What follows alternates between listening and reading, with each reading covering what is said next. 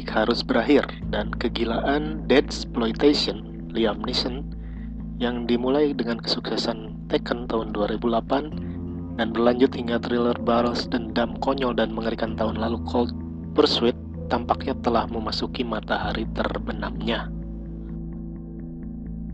Pria itu berusia 68 tahun sekarang. Wow. Berapa banyak lagi penjahat yang bisa dia tendang dan untuk berapa lama lagi? Anna Steve yang terbaru tidak memperdulikan kenyataan ini. Ini adalah film aksi pria tua yang lembut, bahkan terkadang intim. Dan kualitas yang sederhana dan lembut itu disajikan dalam film dengan baik.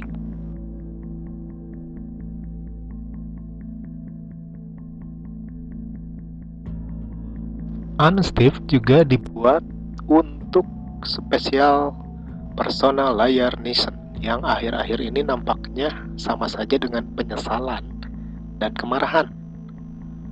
Aktor ini yang begitu lama memancarkan semacam pesona agung dan bijak menjadi miliknya di kemudian hari dalam karirnya sebagai orang-orang yang berjuang untuk kehidupan yang pernah mereka miliki. Aksi bela diri dan tembak-menembak ala Neeson dianggap oleh para kritikus sebagai murahan, tetapi selalu ada inti dari penebusan dosa yang tragis bagi mereka.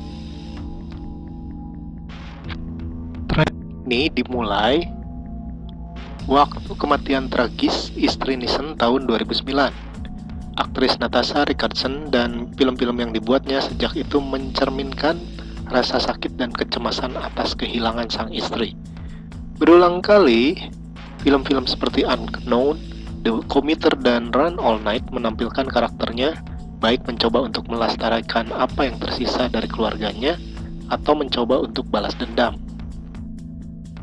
Beberapa film yang Neeson bintangi yang lebih serius seperti The Grey, Widows, atau A Monster Calls membahas tema kesedihan secara langsung. Seringkali karakter Neeson harus menghadapi kejahatannya, kekurangannya, dan kegagalannya sebagai seorang suami, ayah, seorang laki-laki.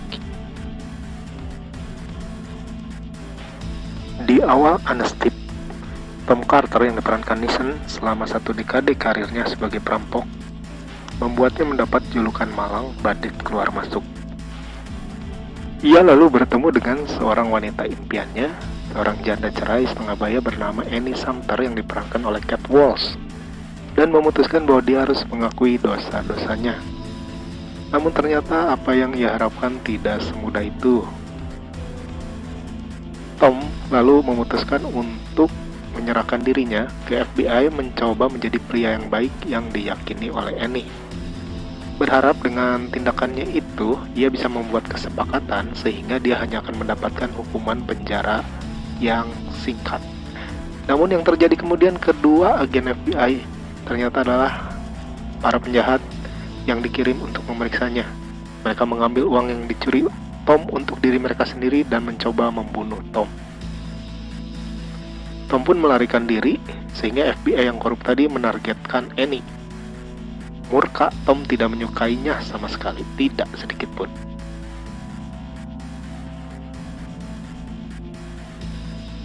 Banyak adegan dalam film ini terjadi di sekitar jalan-jalan kosong, tempat penyimpanan yang kosong, kamar hotel yang tandus, dan kantor yang kurang penduduk, sehingga mungkin film tersebut diambil selama masa pandemi. Namun suasana yang suram dan buntu ini terasa realistis. Ini tentunya sesuai dengan kinerja Neeson yang rendah. Ia memerankan karakter yang menunjukkan seorang pria yang diam-diam diliputi oleh rasa bersalah dan ketidakpastian, bahkan sebelum dia mencoba untuk berterus terang kepada pihak yang berwenang. Sikapnya sangat kontras dengan Annie yang lincah dan hangat, wanita yang coba untuk beralih dari perceraian yang berantakan dan membangun kembali hidupnya. Syukurlah film ini tidak meremehkan romantisme mereka. Penonton dapat memahami apa yang dilihat Tom dalam diri Annie dan begitu pula sebaliknya. Kisah tentang seorang pria yang akhirnya meninggalkan masa lalu kriminalnya berkat cintanya pada wanita yang baik.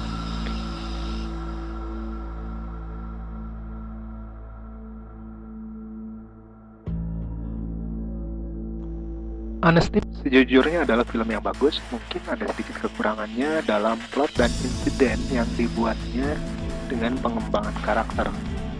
Seringkali hal ini melalui sentuhan kecil yang singkat namun indah tapi tidak logis. Ini adalah salah satu thriller dengan kejar-kejaran mobil dan tembak-menembak yang bagus. Karakter tidak berperilaku seperti yang mungkin dilakukan orang dalam situasi normal. Agen FBI menolak untuk memeriksa tip tentang kejahatan besar hanya dengan menanyakan beberapa pertanyaan dasar. Sikap seorang agen mengacungkan senjatanya seperti penjahat John Woo bukan lulusan Quantico. Karakter lupa bahwa mereka terluka parah. Bahkan salah satunya harus dirawat di rumah sakit karena gegar otak yang begitu parah, sehingga orang tersebut berhenti bernapas. Tetapi anehnya, besok harinya dia harus keluar dan akan melakukan petualangan menghentikan kejahatan. Penjaga tidak ditempatkan di kamar rumah sakit khusus saksi.